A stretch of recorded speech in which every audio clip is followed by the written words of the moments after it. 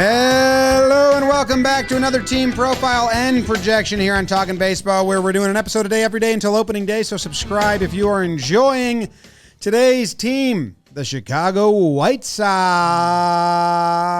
You guys ranked them as the 27th best team, so the fourth worst team in baseball. I was a little surprised by this, but maybe it makes sense. They had an awful season. They finished fourth in the Central last year. They won 61 games. They were the 29th best team at home and the 27th on the road. So that was equal bad, both places. They were 29th out of 30 teams in runs scored per game. And the culture got called out, most importantly, by like every ex-player that came through. Jake, they added a ton of guys. We got a lot in, a lot out, so I'll cut down on the Jakey jokes. Eric Fetty-Wap. Oh, I lied. He's back from the KBO. John Brebbia's twirling it in the pin with Tim Chill. Paul DeYoung might be keeping the shortstop position warm for a little bit for our guy Colson Montgomery, but we'll see. Chris Flexen, and then they did that Braves trade where they just took flyers on everyone. Lopez, Soroka, Shoemaker, Schuster. Let the Schusting begin. Max Stassi always finds a way. Who they lost. Hate to get off on the wrong foot, but bummer. He's gone. Johan Ramirez, Patino. And then look at this list of Trace Thompson. Sorry. Look at this list of unsigned guys. Mike Clevenger, Liam Hendricks, Tim Anderson, Elvis Andrus, Yasmani Grandal, Brian Shaw, Handsome Hanser Alberto, Tyler Naquin. That's like, this is kind of a White Sox team that's turning the page, and that's why we're seeing them ranked so low. But is there still a little bit of juice in that lineup, Trev? Well, Paul Konerko, Jim Tomei talked before the show even started. Yeah. My goodness. They're not in this lineup, though. They're not there anymore. Although I think Tomei's doing something in the front office. We'll be talking about the front office, I believe, after this. But the lineup, like, literally the definition of insanity with me. Oh. Because I keep looking at this lineup, and I keep liking it, and I keep expecting things, and nothing happens. What'd you say they were in runs per game last year? 29th, James?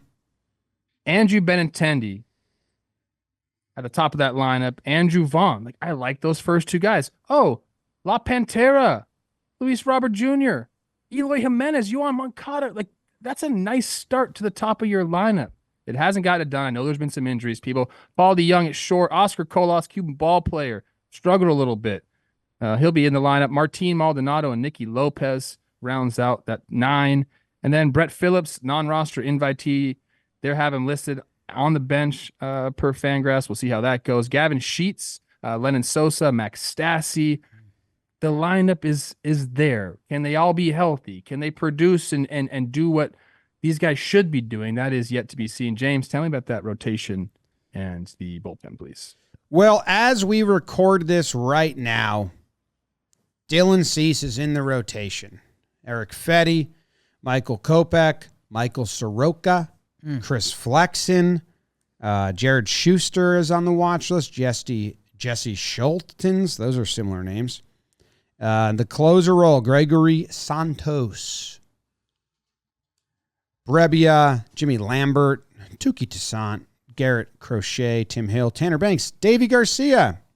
So that's the rotation as we speak. There's been a lot of trade talks about trying to get Cease today, which is February 1st. Braves GM Anthopoulos. Yeah. Had a quote saying, "We tried. He's too expensive. They want too much." So maybe he gets traded in between now and the release of this. But if he doesn't get traded, if Cease is on the team, that's a pretty big starting point, I believe, for this team. Because if Cease pitches really well, they're going to trade him. If Cease pitches really well and they're in the division, what are they going to do? It's interesting because he has 2 years left. He's not the typical 1-year rental guy. So, I mean, that's why he's, AA said he's so expensive, and he should be. And talk about Chris Getz coming and taking over as the GM. Chris, no, stick to your guns, dude. Like, you should be getting a nice package for this guy. So, yeah, I mean, that's obviously a lot of this season and the over-under and all the things we're going to be talking about, the success level of the White Sox, the offense is a big part of it, but is Dylan Cease in the rotation is probably the main part of it. Trev, I know we're not to the over-under yet, but we were both surprised in a way. Stay tuned, exclusive. But man, I mentioned some of the subtractions and like Tim Anderson, man, that guy batting titles and had an awesome run. He's one of the worst players in baseball last year. So like that could be addition in a way. Elvis Andrus wasn't too far ahead, and I know I unfortunately have to lump Oscar Colas with them, but at least he was like a rookie, and maybe there can be any sort of growth from him, and it's not like they have him hitting leadoff or anything. I don't know. It's the White Sox dilemma because I guess compared to some of these teams, the top chunk of the lineup, you're like, damn, Luis Robert is the best player we've seen so far. He went off last year. We said before last season, this was a prove-it season. You remember Cuban Mike Trout? Are you just like a guy? He could be Cuban Mike Trout, like 38 homers from center field. That's no joke without a ton of help behind him. And yeah, I think the question is like, A, the culture around this franchise, B, the concept of they're clearly not going for it, even though they were. But that didn't work, so maybe we don't have to worry about that. And then it's just, do you believe in opportunities? Like, can a 26-year-old Mike Soroka get you excited, or are you looking at that like, this isn't where you want to be, pal? Yeah, I think this is not where any of the people that joined want to be. Like you said, they turned the page. My point was going to be, I don't think they've turned the page yet. Okay. I think they're like trying to. And this season will be the bottoming out of this crew and this group. I mean, they're like clubhouse culture came under attack from so many players last year, saying there's no leadership. There's no, you join the White Sox and this is what we do and this is who we are and this is how we act. And now they have even more people just like joining for a year, using it as a place to like maybe get hot and get another contract somewhere.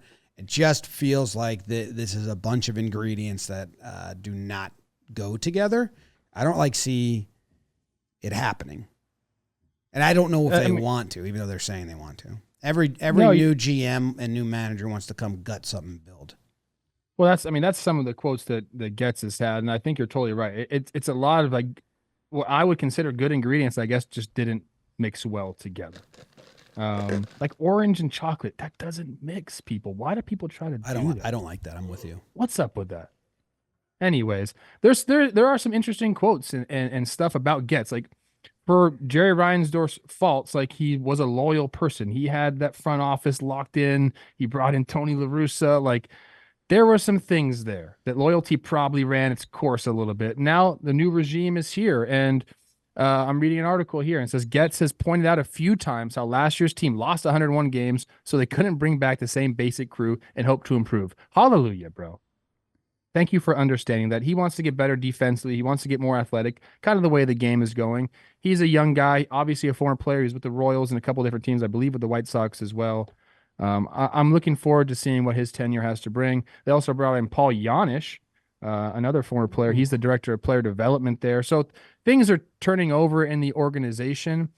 And then, so that's that aspect of it. I think the front office understands like, hey, we got some decisions to make on some of these guys like a Yoan Moncada and I think Eloy has an option coming up for like $25 million.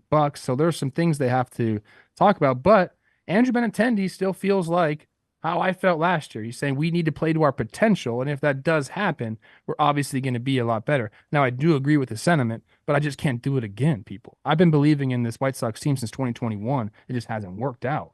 Just look how many of these guys are off the books after this year. It did not seem like a year where the crew wants to go in. Like this is a dump 'em year. They gave out a bunch of contracts. They got to take a bunch of flyers on guys. Hopefully they can do something, and then they will trade them. You know? If Soroka pitches great, he will be traded. If any of those bullpen guys, Tim Hill, if DeYoung, if Flexen, I mean, everyone besides Fetty and Benintendi, basically, and Lubob. So yeah, Somebody wants Benny. I think he's available. Is Lubob, don't call him that. Sorry, La Pantera. Is he available? I mentioned that last trade deadline. People were like, this is crazy. Why would they ever do that? And I agree. Like, why would you ever trade a guy like that? But if you're in this transitional period, I mean, that's a way to bring back some. They got 2 club options on him, so they got him for the next 4 seasons. I know. It's too much to trade. I don't even think you get. You would have to be. Teams would have to be like eating money to do a trade like that. You're not just going to get prospect capital back that matches. If you could get draft picks, I think they would trade him, but they can't do that in baseball. Yeah. I agree with you. It's too much time, and I want him on the White Sox. I think he should stay there, but shoot, man. You're talking about Cease, 2 years left, what you can get for that guy. If Luis Robert was on the trade market at some point, it'd be a hefty haul. I don't know what it would be, but it'd be a lot. Is Cease gone? They better hope he pitches well, and does. But yeah, I think so. So unless they sign him, unless they sign an extension. But why would Cease want to do that? Moncada is actually the one with this this team. They hold a $25 million option, $5 million buyout for 2025. Last year, he came back on July 25th and slashed 281, 324, 464. So he came on and kind of showed that promise again. $25 million is a lot of money to pay somebody. That's an interesting decision that they have to make. Yeah, I mean, Moncada and Eloy, I think is what Jimmy was alluding to. This is their last season as Chicago White Sox. It's just how does that go down? I talked about it this offseason a little bit. I thought Eloy might be a nice throw-in in the Cease deal because, again, he's a DH with an injury history that hasn't been super gaudy that gets paid a decent amount. And you're looking at someone like JD Martinez, who's in the free agent pool as we record this, who balled out last year, and he's trying to get a DH deal. So I was wondering if he was going to be a piggyback that would almost get a team excited about getting Cease while he's really just a throw-in. I don't know. Again, for me, I mean, Benintendi, didn't hit righties last year. Really bizarre. Moncada and Eloy have had a combination of injuries and performance that I don't know. I guess as I'm looking at this page by page and comparing this to some of the teams we've seen, I actually kind of like it. But again, this is the scope of the bottom 4 teams in baseball. So when I say kind of like, I use that very timidly. I mean, say Cease is gone halfway through the season. Sure. Or by the time this comes out, they've traded him. Their rotation. I mean, you can't. Yeah, I mean, I don't. Something's going to happen. Like Fetty went over to the KBO, won the Cy Young. We've seen a couple guys do this now where they kind of taste themselves, work on their stuff. Merrill Kelly for my Snakes. I don't know if it's going to be Fetty. I don't know. Mike Soroka used to be really good. I just know he's never been on the field. So, and Kopech, I mean, all the talent in the world, but got knocked around last year. So, again, there's enough. What was the word you used last time? I just don't Spark? I don't see them getting 60% of the innings needed. Well, the first of many of our TPPs, AL Central. Alk. What? Yeah. Anything I else? want to challenge Michael Kopech. Go be the guy that you should be, dude. Talk about eye test and all this stuff. Come on, man. Just go be the guy. All you got to do is do it for 2 or 3 more years, and you're gonna get paid. Go out there and do it. I've been banking on you for quite some time. You too, Garrett Crochet. Let's go, guys. I will say this. Chris Getz comes in, and to tear a team down as the first thing you do as a general manager usually is that's gonna suck. I feel like he just should do it. Rip that freaking Band-Aid off right now. I don't think White Sox fans would be pissed at that at all. I think they'd say, good. Let's do it. Let's start this process that we're going to get to eventually anyway. So I think he's in a unique position where there was so much holdover for so long that I think the fans would be okay with him being all right, guys, let's get this thing going. Here, we're going to start playing for 2026, 2027 now. I think that's already happening. They still got a lot of names on this roster, bro. I mean, I think in his introductory press conference at the beginning of the offseason, he went out of his way to say everyone's available. There's no untouchables. Yeah, it seems like Not all of them half the statue's gone, and they're going to use the duration of the season to remove the bottom half. Might be able to sell that statue for parts. And at the DraftKings Sportsbook, you can get a no-sweat first bet up to $1,000. Wow, minimum $5. Sign up using promo code Talkin. They also have their DraftKings Daily Fantasy. Have the shot to win cash prizes there. Download the DraftKings Sportsbook app now, and new customers use promo code Talkin and get a no-sweat bet. That's promo code Talkin only at the DraftKings Sportsbook. The crown is yours. Code Talkin. What's our over-under with these guys? 63.5. How about us and LeBron James being peers? Yeah. Often. DraftKings Sportsbook. Yeah, we often get compared to that. 63.5 to me. I'll start this off. They won I said 61 I'm last year. spilling the Kool-Aid. I'm still drinking the last little bit here with this team. I think they're going to win over 63 games. I think they're going to finish above this DraftKings Sportsbook. Yeah, the whole AL Central might be just in the 70 range. You get like 180 team, 85, maybe 165, and then 370s. I think the Tigers and the Twins are going to be in the 80s. I think one of Spoiler alert. them will be in the 80s, and one of them could be in the low 80s. One of them could be in the low 90s, James. Twins are going to be a good team this year. Well, if that's the case, then I'm going to take the under, but I don't know if that's the case. But I haven't deep dove on the Twins yet. We're only on the White Sox. It makes it harder. Could change my mind later on. I don't know. Am I taking all overs? I'll take the under. Burn it down. Of the 4 we've done, you're 2-2 overs and unders. No, that doesn't help me. I'm going over. I think this is my first over. Yes. Yeah, there's still the parts of the statue that are remaining. I don't mind. What is this statue we keep talking about? Trev, keep up, man. Metaphorically speaking. You're Stanford, man. Statue. Keep up. It's like just the legs. And like the stuff that got cleaned out. I think if Cease goes, they're just done. I think everyone goes at the deadline. They don't fill anything. Like there's a chance the last 2 months are just like. If they fill it with anything, it's better than a lot of the ingredients that left last year. Like if they replace it with 85 OPS plus players, that's an upgrade. From I don't know. last I mean, year. Oscar Colas, they replaced him last year, and he was horrible. Exactly. He's a Cuban ball player. Give him some time. That's what I'm saying. He was a replacement player.